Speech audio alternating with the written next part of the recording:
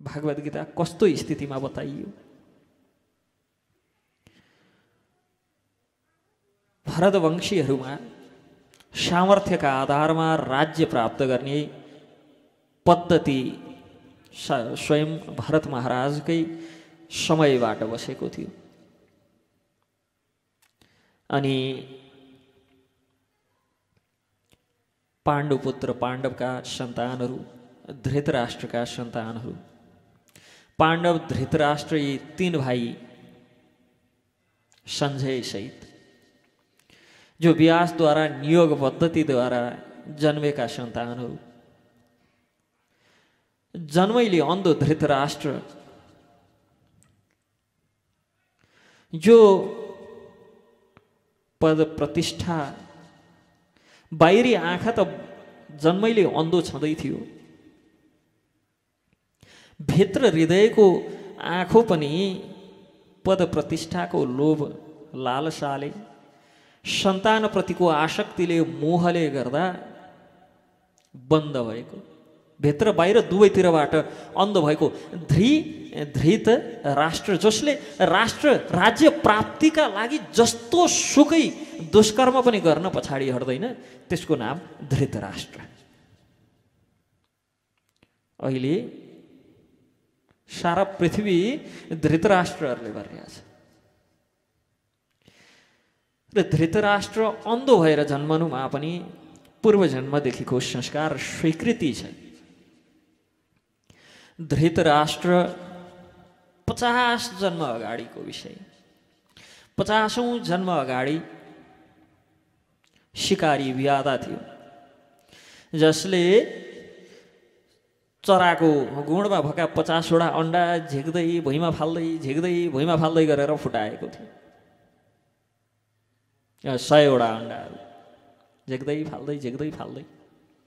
बडो गजब छ संसार।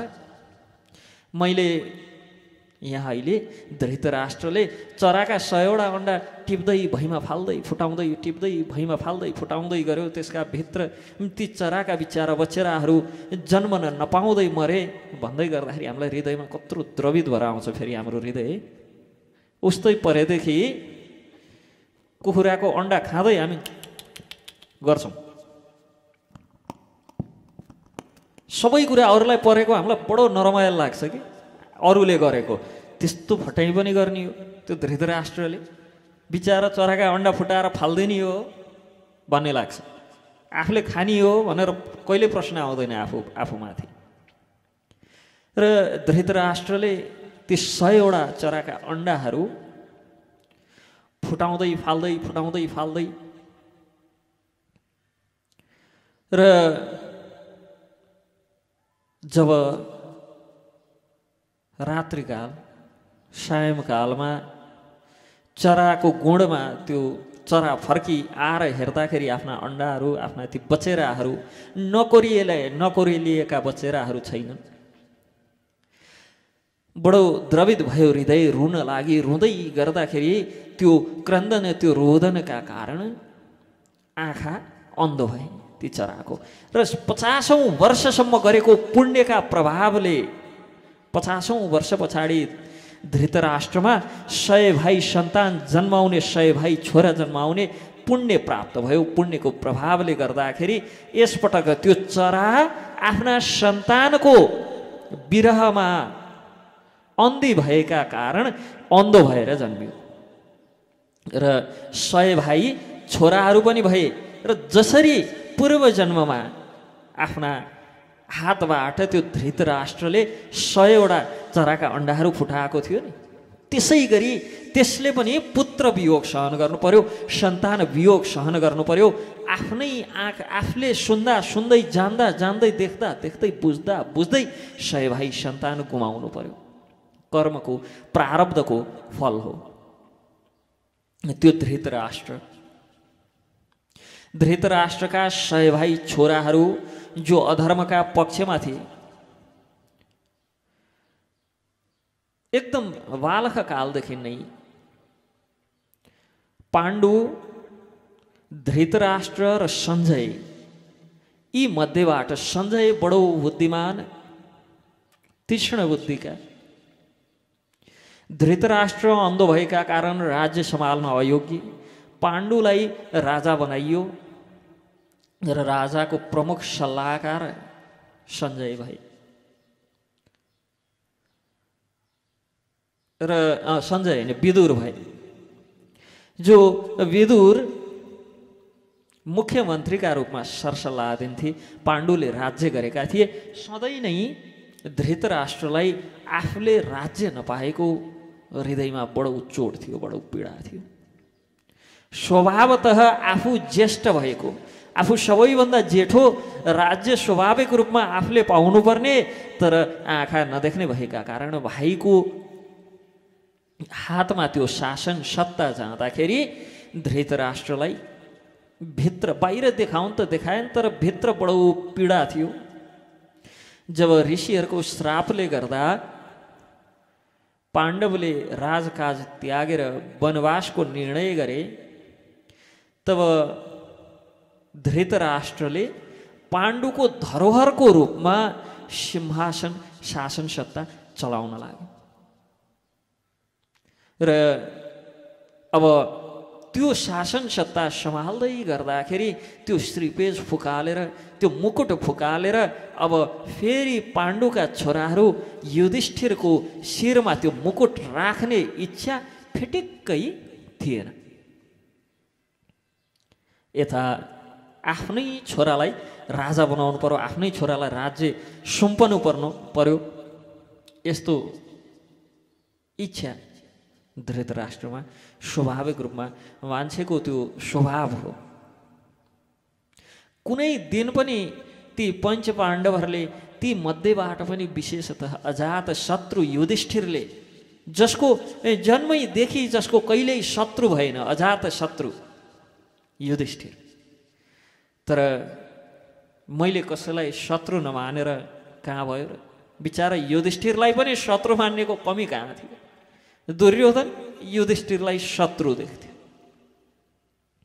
अजात शत्रु युधिष्ठिर, जसले कहिल्यै पनि आफ्ना पिताभन्दा किञ्चित मात्र पनि कम सम्मान दिएनन् धृतराष्ट्रलाई, त्यो धृतराष्ट्र जसलाई हर हमेशा युधिष्ठिरले पिता समान मान्थे, उसले युधिष्ठिरलाई कहिले पनि पुत्र समान मान्दैन थियो। किनभने प्रसङ्ग, पहिलो प्रश्न भगवत गीतामा एउटै मात्र श्लोक बोलेको छ धृतराष्ट्रले, धर्मक्षेत्रे कुरुक्षेत्रे समवेतायुयोत्सव मामका पाण्डवाश्चैव किम कुर्वत सञ्जय।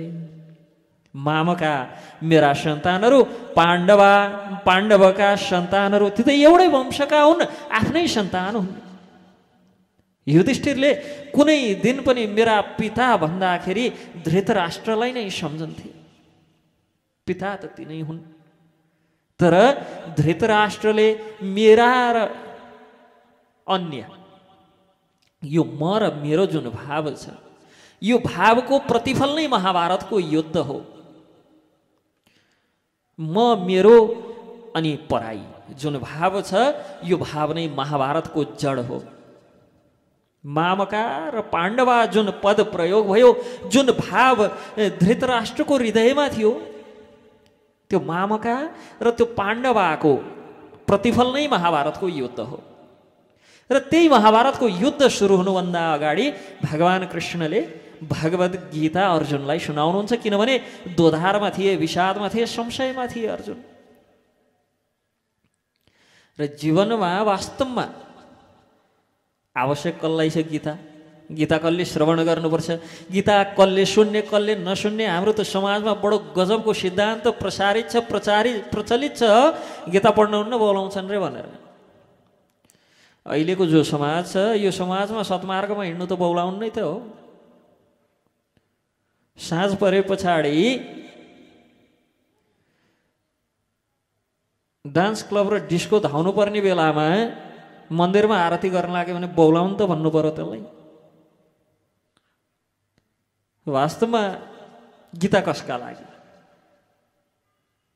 गीता पढ्न हुन्न रे, उमेर हुन्न रे, उमेर भएको छैन। कहाँ अहिले गीता पढ्न लाग्यो बौलाउँछस्? हाम्रो समाजमा प्रचलित मान्यता। गीता कसलाई श्रवण गराइयो? युद्धको समयमा सबै के गर्ने के नगर्ने किम कर्तव्य मूढ भएका अर्जुन, जसले आफ्नो वास्तविक कर्तव्य के हो तय गर्न नसकेका अर्जुन,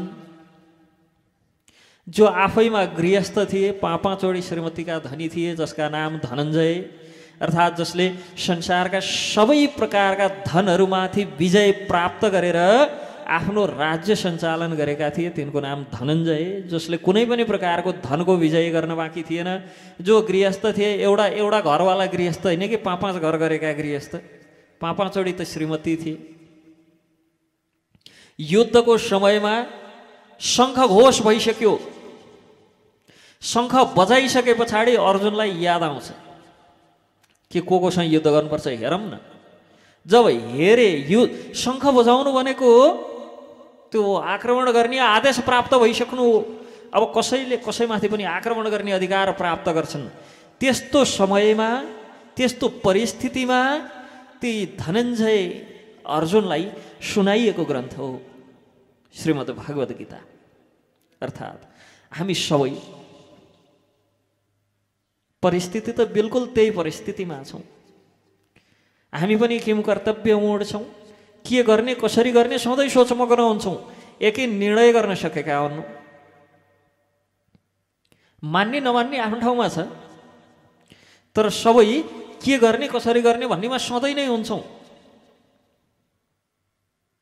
अर्थात् त्यो विषमताको परिस्थितिमा हामी सधैँ नै हुन्छौँ। महाभारत के को उपज हो? अघि नै मैले भने मामका पाण्डव, अर्थात् म मेरो र पराई यो जुन भेद छ, आफ्नो र पराया भन्ने भेद बुद्धि जुन छ, त्यसको उपज महाभारत हो। यो बुद्धि हामीमा जबसम्म छ,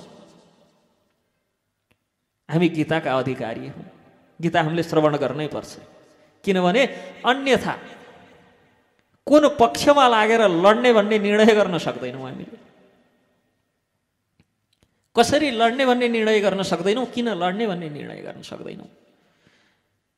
संसारमा जति पनि व्यथिति छन्, अधर्म छ, यो म र मेरो भन्ने भावबाट पैदा हुन्छ। र सारा महाभारतको युद्ध यो मामका अर्थात् मेरा र पाण्डवा अर्थात् ती पराई भन्ने जुन धृतराष्ट्रको त्यो दुर्बुद्धि थियो, त्यो बुद्धिको उपज महाभारत हो। र त्यो बुद्धिमाथि विजय प्राप्त गर्नु महाभारतको अन्तिम विजय हो। अर्थात् धर्ममा स्थित हुनु, यो मेरो र पराई भन्ने भावबाट उपरत भएर माथि उठेर धर्ममा स्थापित हुनु महाभारतको सार हो। शास्त्रमा कतै पनि जति पनि समस्याहरू हामीले देख्छौँ, जति पनि ठाउँमा युद्ध आदिका विषयहरू प्रसङ्गहरू श्रवण गर्न पाउँछौँ, सबै ठाउँमा म र मेरो अनि यी पराय अरूको भन्ने भावले नै काम गरेको हुन्छ। र यो बडो गजबको भाव छ। हामीले देख्न सक्छौँ मेरा र पराई भन्ने कुरा जन्मैदेखि लिएर कसैले पनि आएका हुन्।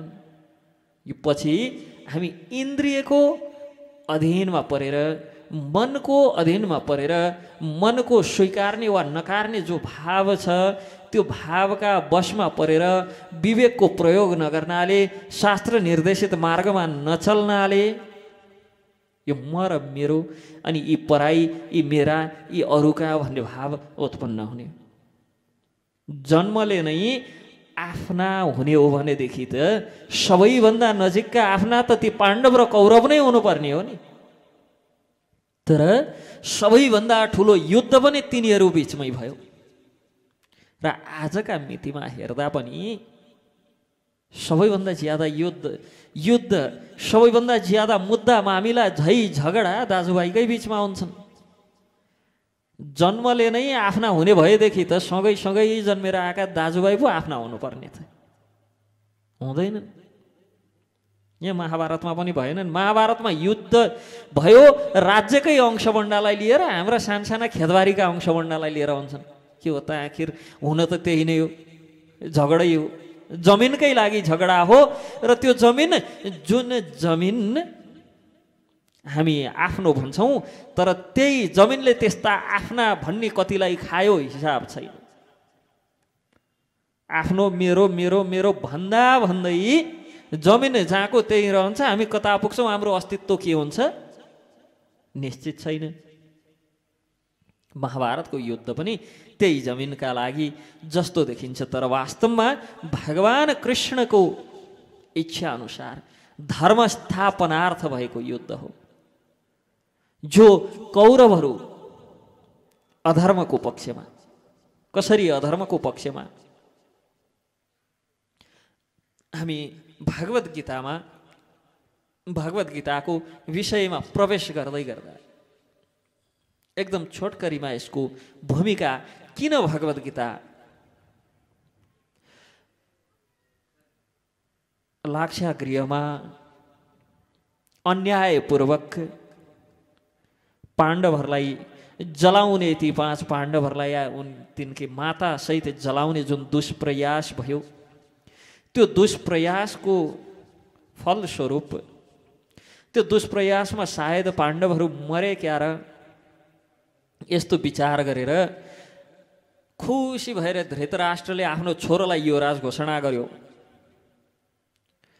पहिले त सबै त्यहाँ जति पनि भारदारहरू छन्, भीष्म पितामह, द्रोणाचार्य आदि गुरुजनहरूको इच्छा अनुसार युधिष्ठिरलाई युवराज घोषणा गरिएको थियो। तर युवराज आदि पञ्च पाण्डवलाई नै लाक्षागृहमा जलाएर मार्ने योजना, तत्पश्चात दुर्योधनलाई राजा घोषणा गर्ने, युवराज घोषणा गर्ने जुन योजना भयो, सोही योजना अनुसार सायद पञ्चपाण्डवहरू मरे होलान्, यस्तो विचार गरेर धृतराष्ट्रले आफ्नो छोरो दुर्योधनलाई राजा घोषणा गर्यो।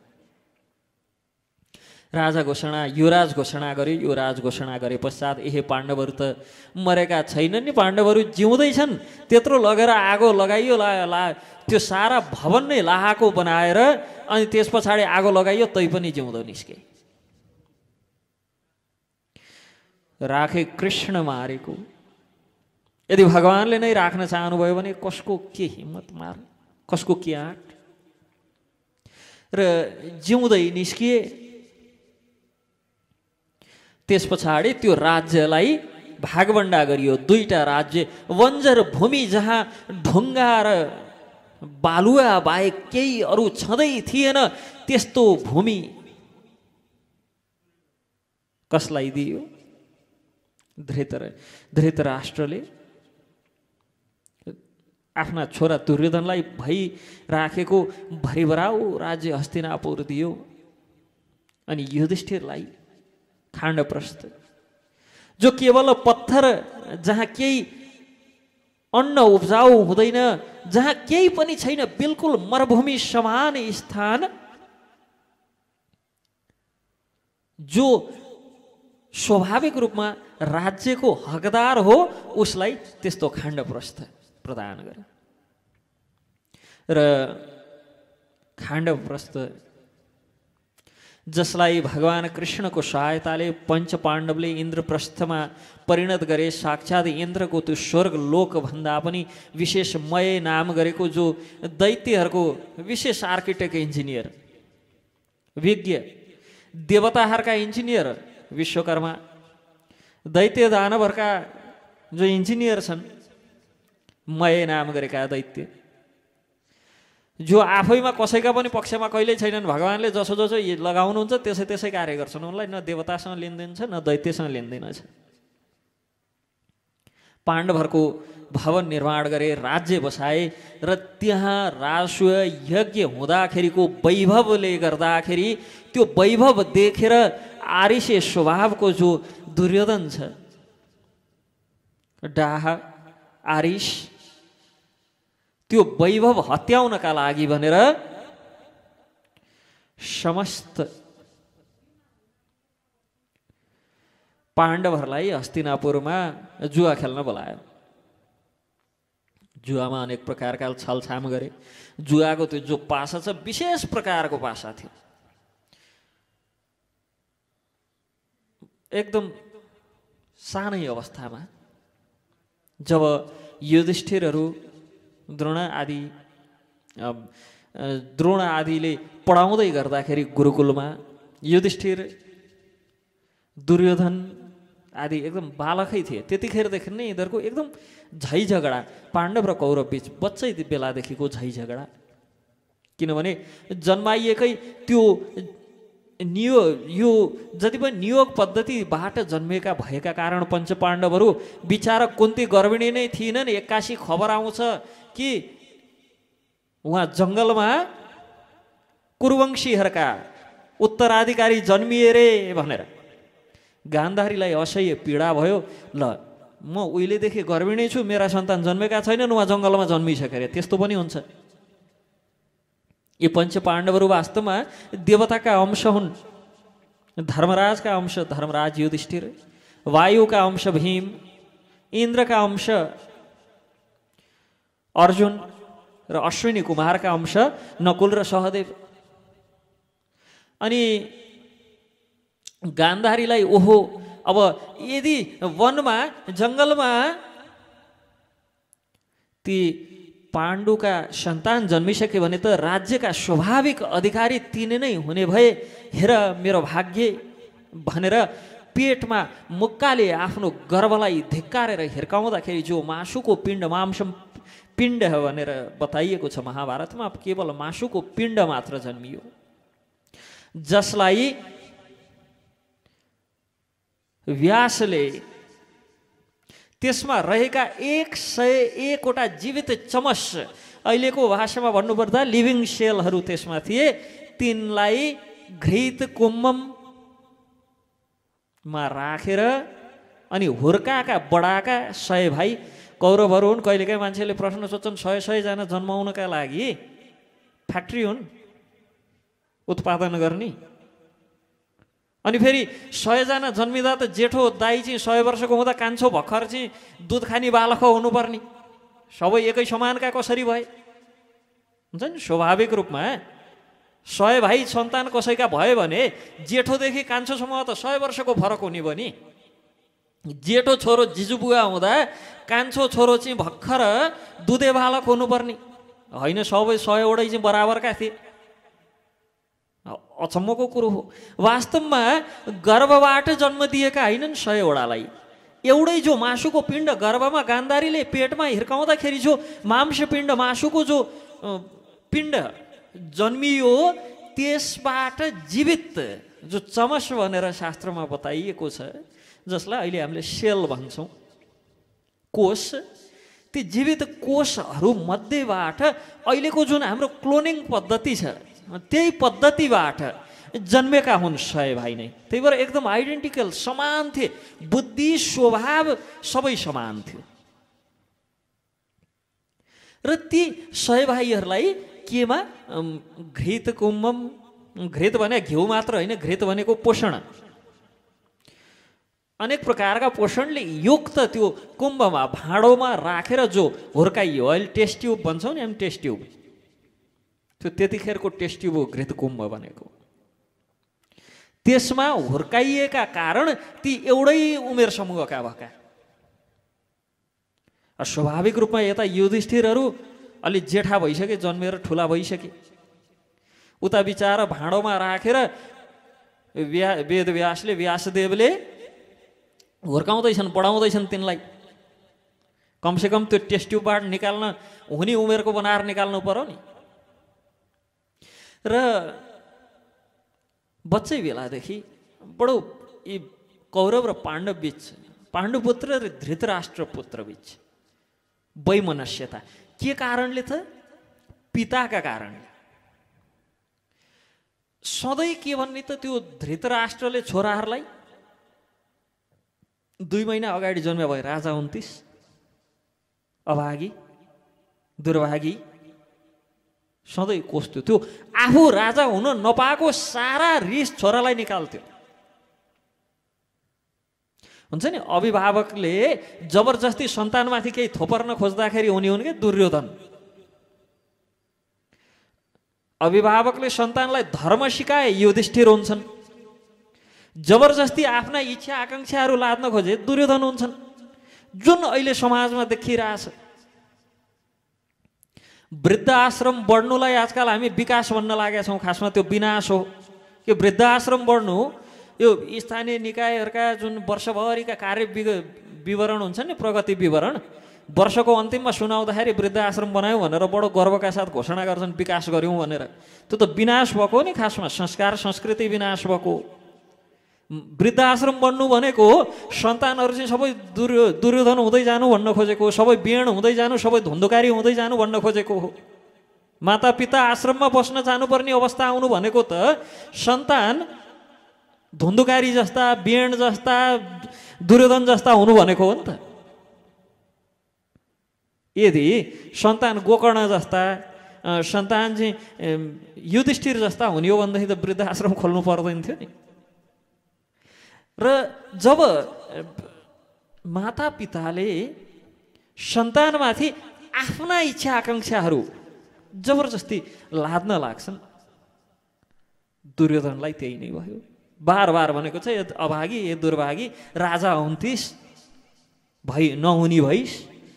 अनि त्यसलाई हो न हो यी युधिष्ठिरहरू अगाडि जन्मेका कारण म राजा हुन पाइनँ भन्ने भान पर्थ्यो। बार बार सुनाउँथ्यो, म अन्धो भएर जन्मेका कारण, म पहिल्यै जन्मिँदै पनि अन्धो भएका कारण पनि राज्य खोसेर स्वाभाविक रूपमा कसलाई दिए? पाण्डुलाई दिए। अब आखिर जन्मका आधारमा दिँदा पनि पाण्डुको छोराले पाउने भयो राज्य, मेरो छोराले त अझ पनि पाउने भएन। म र मेरो अनि पराई, आफ्ना र पराई बिचको द्वन्द्व। त्यत्रो महाभारतको युद्ध मच्चिसकेर पनि बिचारा युधिष्ठिरले त्यो धृतराष्ट्रलाई पिता समान नै सम्मान गरेर राखेका थिए। जब त्यो दरबार छोडेर वनमा गयो, सबभन्दा पीडा विचार युधिष्ठिरलाई भएको थियो कि मेरा माता पिता कहाँ गए होलान् भनेर। युधिष्ठिरले त्यसरी माता पिताका रूपमा देख्थे, उसले कहिल्यै आफ्ना देखेन। र बच्चा बेलामा जब सानसानै थिए, त्यो आरिस, त्यो डाहा, त्यो ईर्ष्या बढ्दै गए पछाडि अनि झैझगडा पर्दाखेरि पनि त्यो दुर्योधनले ती पञ्चपाण्डवलाई के भन्थ्यो त भन्दा, तिमीहरू वनबाट आएका वास्तवमा कुरुवंशी हौ कि होइनौ पनि केही प्रमाण छैन। तिमीहरू कुरुवंशी हौ भन्ने पनि कुनै प्रकारको प्रमाण छैन, जङ्गलीहरू हौ तिमीहरू। बाँकी चार भाइले त सहजतापूर्वक यो कुरालाई पचाइदिन्थे। भीम, भगवान्ले बल पनि बुद्धि पनि दुइटै एउटालाई दिन कन्जुसाइ गर्नुहुन्छ कि बिचारा त्यो भीमलाई बुद्धिको चाहिँ अलिक कमी थियो जस्तो। यस्ता कुरा पचाउनै सक्दैन थियो, बल आउँदै थियो, गएर बजाइदिइहालौँ कि हुन्थ्यो उनलाई। समाजमा पनि देख्छौँ नि, अलिक बल भएकाहरूलाई विवेचना गर्नुपर्छ, विवेक लगाउनुपर्छ भन्ने नै आउँदैन। पहिला हातमुखका चलाउँछन्, लात चलाउँछन्, त्यस पछाडि एकछिन पछाडि सोध्छन् त्यसो त नगरे भए हुन्थ्यो भनेर। र भीमलाई असह्य हुन्थ्यो। एक दिन गए आफ्ना हजुरबुवा भीष्मसँग, सधैँ यसले हामीलाई जङ्गली, तिमीहरूलाई वनबाट ल्याएको, तिमीहरू कुरुवंशी पनि हौ कि होइनौ, तिमीहरू हाम्रै वंशका हो भन्ने प्रमाण के छ भनेर सोध्ने गर्छ, जङ्गली भन्ने गर्छ। अनि अब बच्चा बच्चीको खेलकुदमा भने होला नि, भीष्मले के भनिदिनु भयो, गएर त्यो यदि तिमीहरूलाई जङ्गली, तिमीहरू कुरुवंशी होइनौ, तिमीहरूको वंश नै निश्चित छैन भनेर कथम कदाचित त्यो दुर्योधनले भन्यो भने के गर, त पनि त कादम्ब वृक्ष कि विदुवा कि विदुवाको सन्तान होस् नि भनेर भनेर सिकाउनु भयो। भएको के थियो त, बिचारा ती गान्धारीको कुण्डलीमा दोष थियो कि पहिलो पतिको मृत्यु हुन्छ, विधवा जीवन बिताउनुपर्छ, यस्तो कुण्डलीमा दोष थियो। त्यसकारण त्यो दोष निवारणार्थ, त्यो दोष निवारण गरेर भनेर कादमको वृक्षसँग विवाह गरेर त्यो वृक्ष काटेका थिए। त्यो गरेपछि त विवाह गरेपछि पति भए, तिनलाई काटे पछाडि विधुवी भइन्, त्यस पछाडि बल्ल धृतराष्ट्रसँग विवाह भएको। यो परम गोपनीय कुरा थियो, केवल भीष्म पितामह, त्यस पछाडि गान्धारी, अनि शकुनी र गान्धार नरेश, यी 4-5 जनालाई मात्र थाहा थियो। एक दिन झगडामा उसले जङ्गली भन्यो, उसले पनि कादमको विदुवीकी सन्तान भन्दै भीमले पनि। असह्य पीडा भयो बिचारालाई। गएर आमालाई सोध्यो, मलाई यस्तो भन्यो भीमले। गान्धारीले स्वाभाविक रूपमा लिन ठिकै त हो नि, भएको घटनालाई। जसको हृदयमा ईर्ष्या द्वेष छैन उसलाई यी कुरा सामान्य लाग्छ, तर विचारको हृदयमा यसरी ईर्ष्या र द्वेष छ। त्यो दुर्योधनको यो घटना सुने पछाडि यो हल्ला खल्ला कसरी भयो यो कसलाई थाहा छ भन्दा जो गान्धारमा छन् मेरा आफन्तहरू तिनलाई थाहा छ। घरमा कसैलाई थाहै छैन। बच्चै बेलामा पनि त्यो दुर्बुद्धि कति थियो भने सैनिक लगाएर गान्धारका समस्त ती राजपरिवार, बिचरा गान्धारीका पिता गान्धार नरेशदेखि लिएर शकुनीसम्म सबलाई जेलमा हाल्न भ्याए। अनि के गर्थ्यो त, तिनीहरूलाई कष्ट दिनका लागि भनेर 100 जनालाई जेलमा थुनेको थियो, केवल 1 जनालाई पुग्ने गरी खानेकुरा दिन्थ्यो। र सबैले निर्णय गरेर शकुनी बडो बाठो छ, चलाक छ, खानेकुरा जति शकुनीलाई खुवाउनुपर्छ ताकि यसले यो बदला लियोस् भविष्यमा हामीलाई अहिले दिएको कष्टको। सबैजना त्यही बन्दीगृहभित्र मरेका हुन्। बिचरा गान्धारीका बुबा त्यो दुर्योधनको मावली हजुरबुवालाई दुर्योधन आफैले बन्दीगृहमा खान नदिकन मारेको। कसैलाई थाहा छैन यो घटना, 100 दिन पछाडि थाहा भयो र गए निकाले। केवल त्यही शकुनी एउटा जिउँदो थियो, बाँकी सबै मरेका थिए। मर्दै गर्दा गान्धार नरेशले उनको शरीरको जो रीढको हड्डी छ त्यो हड्डीबाट यस्तो अस्त्र बनाउनु जसबाट यो दुर्योधनको सारा वंश विनाश होस्। एक त ती गान्धार राज खानदानलाई रिस के थियो भन्दा पाण्डु सुयोग्य वर हुँदा हुँदै हाम्री छोरी अन्धोका लागि माग्न आए भन्ने रिस थियो। त्यही अन्धोका कारण हाम्री छोरीले पनि आँखामा पट्टी बाँधेर बस्नु पर्यो, आजीवन अन्ध हुनु पर्यो भनेर रिस थियो। त्यहाँ माथि तिनकै सन्तानले के गर त, लगेर यसरी काल कोठरीमा बन्द गरेर सारा खानदान निमेट बनाइदियो। केवल त्यही एउटा जिउँदो थियो शकुनी। अस्त्र बनाउनु जुन अस्त्रले यिनको सारा खानदान नष्ट गरोस्। जसरी यसले हाम्रो खानदान हाम्रो वंश नष्ट गर्यो यसै गरी यसको वंश निमेट पार्ने नष्ट गर्ने कुनै अस्त्र बनाउनु भनेको बिचारा शकुनीलाई अब आउने अस्त्र शस्त्र भने त्यही जुवा खेल्न आउँथ्यो, रीढको हड्डीले पासा बनाइथ्यो। उसलाई थाहा भयो अस्त्र शस्त्र सबै त्यही थाहा थियो उसलाई। र त्यो पासा अनि जब थाहा भयो निकाले, शकुनी एउटा जिउँदो थियो। शकुनीलाई कसरी त्यहाँ बस्ने र कसरी यिनको खानदान निमेट बनाउने, यिनलाई सिद्ध्याउने भन्ने मात्र न धुनमा थियो। यसकारण उसले मैले माफ गरिदिएँ, बिचारा बच्चै छ, बालखैमै गरेको गल्ती छोडिदिनु पर्छ, केही हुन्न, यस्तै हो। अब भन्यो ओर्यो, फकाइ फुलाइ गर्यो। यसै पनि भान्जा भान्जी, मेरो त भान्जो र भान्जोले मारेछन् भने नि के गर्ने, भन्यो फकाइ फुलाइ गर्यो। भित्र हृदयमा के छ त्यो त आफ्नो ठाउँमा छ। त्यही बसेर बिचारा न दिदीको मायाले बस्या हो न भान्जाहरूको मायाले बसेको, एउटै कारण ईर्ष्या र द्वेषका कारण बसेको। ल हेर्नुहोस्, यो दुईटा ईर्ष्या र द्वेष जो जस्तो भावको छ तिनको एउटा पार्टी बन्छ के सधैँ, तिनको एउटा समूह बन्छ। शकुनी पनि ईर्ष्या र द्वेषले त्यो दरबार प्रवेश गरेको। अब यसको त ईर्ष्या र द्वेषको दुर्योधनको के कुरा गर्ने। ईर्ष्या र द्वेषका कारण मावलीको सारा वंश नै निमेट पार्यो, मावली सबै सकायो। र त्यही पासा हातमा समातेर जुवा खोल्न भनेर बोलाए। अब त्यो पासाल त के हुन्छ, जसरी हुन्छ त्यो वंश विनाश हुने उपाय लाग्छ त्यहाँबाट, अरू केही हुन्न। कसले जित्छ कसले हार्छ त्यो सरकारको विषय नै भएन। जसले जित्दा वा हार्दा यो कुरुहरूको वंश निमेट हुन्छ, सकिन्छ, त्यसैले जित्छ त्यसैले हार्छ। र त्यहाँ पासा खेल्न सुरु भयो। स्वाभाविक रूपमा हामी सबैलाई थाहा छँदैछ घटना, सबै थोक हारे। यहाँसम्म कि पत्नी समेत दाउमा लगाएर हारे।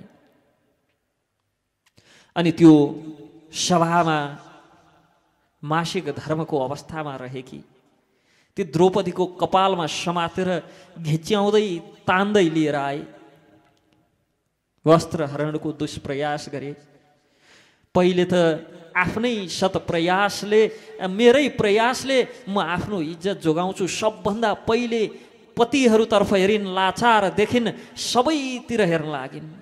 भीष्मदेखि द्रोणसम्म, धृतराष्ट्रसम्म हेरिन्। कुनै उपाय नदेखे पछाडि आफैले जबरजस्ती वस्त्र समातेर रुन लागिन, आफ्नो बचाउ आफै गर्न लागिन्। कुनै उपाय नदेखे पछाडि हे केशव हे गोविन्द भगवानलाई पुकार्न लागिन्, भगवानको स्मरण गर्न लागिन्। स्वयं भगवान द्वारकादेखि त्यहाँ सभामा आएर द्रौपदीको लाज बचाउनु भयो। र जब श्राप दिन भनेर, तत्पश्चात जब श्राप दिन भनेर द्रौपदी तयार भइन्, त्यतिखेर त्यो श्रापदेखि बहुत डराउँथ्यो धृतराष्ट्र। तुरुन्तै सबै थोक फिर्ता गरिदियो। ल सबै थोक फिर्ता गरिदिए भयो, अब श्राप नदेऊ। अनि दुर्योधन के भन्छ, हार्नेहरूले सबै थोक फिर्ता पाउने, हामी जित्नेले के पाउने? एक पटक मात्र जुवा खेलौँ, अब अन्तिम दाउ। के जसले हार्छ त्यो 12 वर्षसम्म वनवास र 1 वर्षको अज्ञातवास जानुपर्छ, राज्य आदि सबै छोडेर, जसले हारे पनि। र पुनः फेरि पनि युधिष्ठिरले जुवा हारे, वनमा जानुपर्ने भयो, अज्ञातवासमा जानुपर्ने भयो। वनवास गरे, अज्ञातवास गरे। तत्पश्चात अब धर्मपूर्वक रीतपूर्वक पाउनुपर्ने राज्य फिर्ता माग्न आउँदाखेरि राज्यको त के कुरा गर्ने, भगवान कृष्ण स्वयं आफै जानुभएको थियो दूत बनेर। पुरै राज्य चाहिएन, केवल 5वटा गाउँ मात्र देऊ भन्दा 5वटा गाउँको त के कुरा गर्ने, 5वटा स्योको टुप्पो अडिने जति ठाउँ पनि दिन्न। त्यति भनिसके पछाडि युद्धको वातावरण बन्यो, युद्धको परिस्थिति बन्यो। अब युद्ध हुने निश्चित भयो र सबैले युद्धको तयारी सुरु गरे।